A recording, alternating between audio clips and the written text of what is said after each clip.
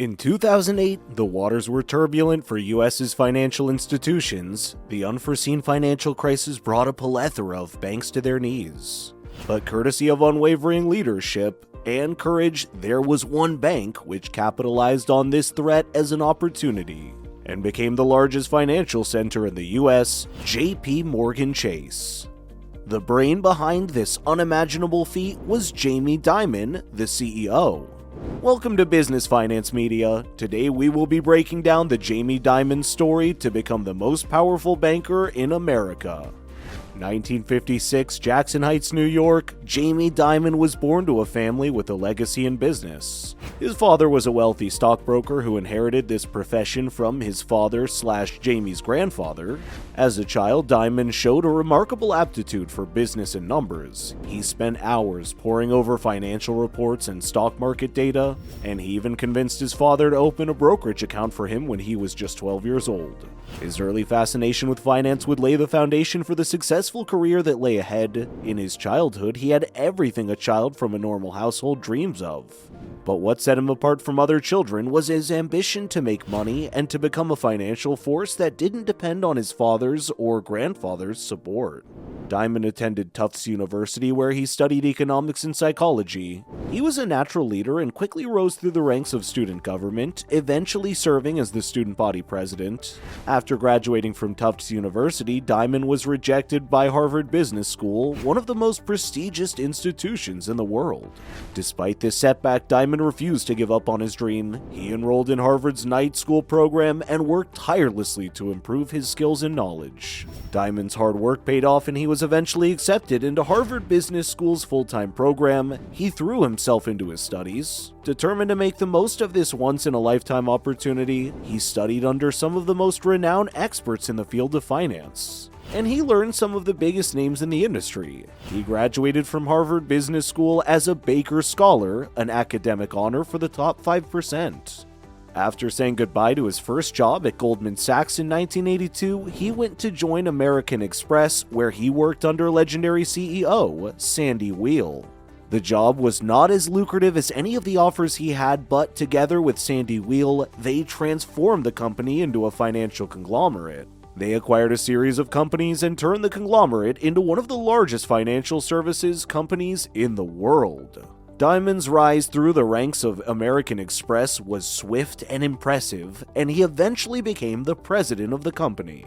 However, disagreements with Weill led to Dimon's departure from the company in 1998. Despite this setback, Dimon was not deterred. He soon took the helm of Bank One, a struggling regional bank, and turned it around, paving the way for its eventual merger with JP Morgan Chase in 2004. He quickly attained the helm of JP Morgan Chase as its CEO and chairman in 2005. Jamie Dimon once said, quote, "If you want to be a winner, then compare yourself to the best, and acknowledge that it will never happen without hard work."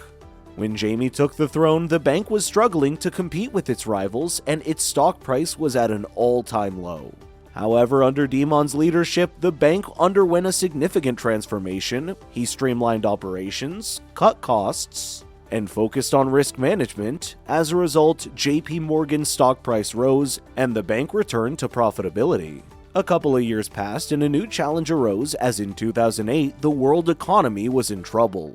The global financial crisis had taken its toll on banks and corporations around the world, and JP Morgan Chase was no exception. While many banks were struggling to stay afloat, JP Morgan Chase was able to weather the storm and come out stronger than ever. Dimon's leadership in the face of the financial crisis was nothing short of remarkable.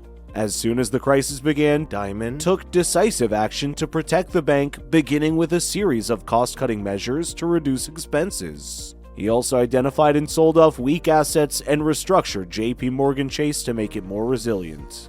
In addition, Dimon took a proactive approach to preserving the bank's capital. He was an early adopter of stress testing, which allowed JP Morgan Chase to predict potential losses and identify potential areas of risk.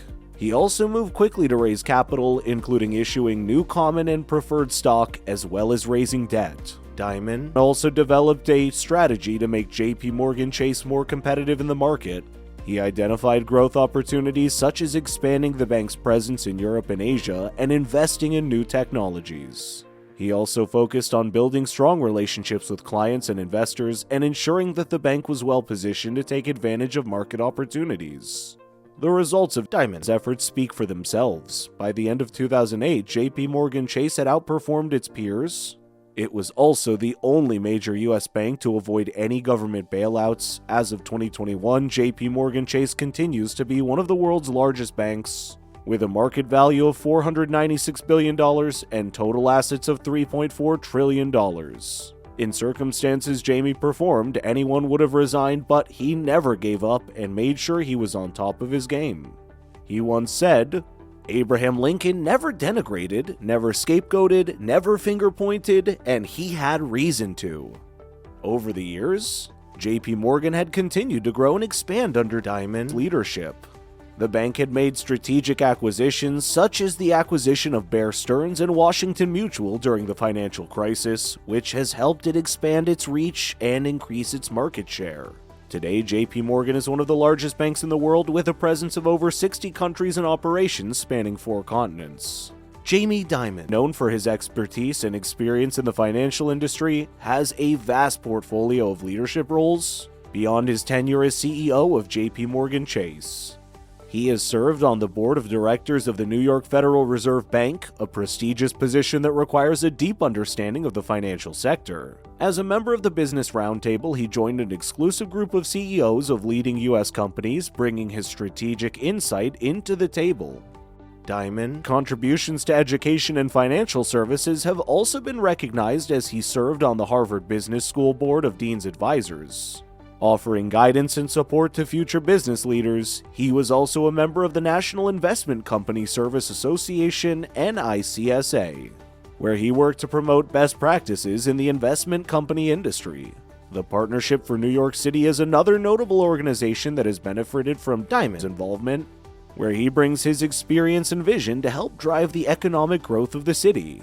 In addition to his board positions, Jamie Dimon is widely regarded as one of the most influential voices in the financial industry. He's been vocal on various economic and political issues, as well as corporate governance, offering his perspective and opinions on important topics. Jamie Dimon is among people who chase glory. For such people, financial uplift comes as a phenomenon.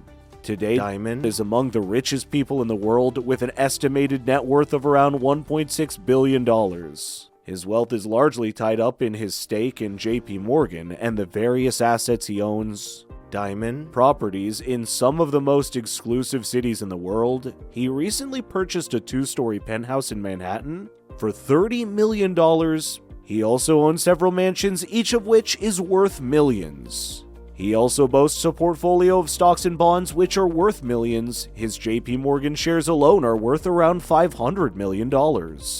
He also owns several yachts and a private jet, which add to his wealth and status. Dimon also earns a large salary and bonus each year. His salary alone is over $30 million, and he also earns additional money through stock options, performance-based bonuses, and other incentives. Not only does Dimon know how to make money, but he also knows how to spend it. The Dimon Foundation, which was founded in 2006 with a mission to make long-term investments in the communities where JP Morgan Chase and its employees live and work, since its inception and foundation has donated millions of dollars to local organizations and initiatives, including those that focus on education, health, and economic development. In addition to the Dimon Foundation, Jamie Dimon has also committed to other philanthropic efforts. For example, in 2009, he founded the JP Morgan Chase & Co. Foundation, which provides grants for programs that support economic and community development.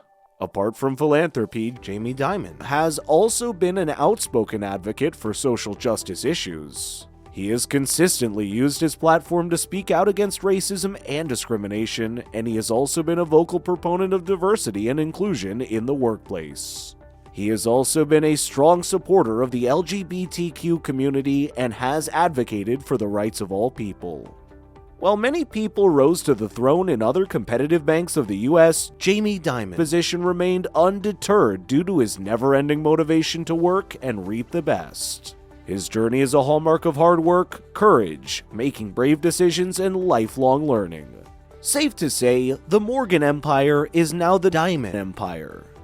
Hit the thumbs up button if you like this video, and don't forget to subscribe to Business Finance Media for more interesting stories from the business world.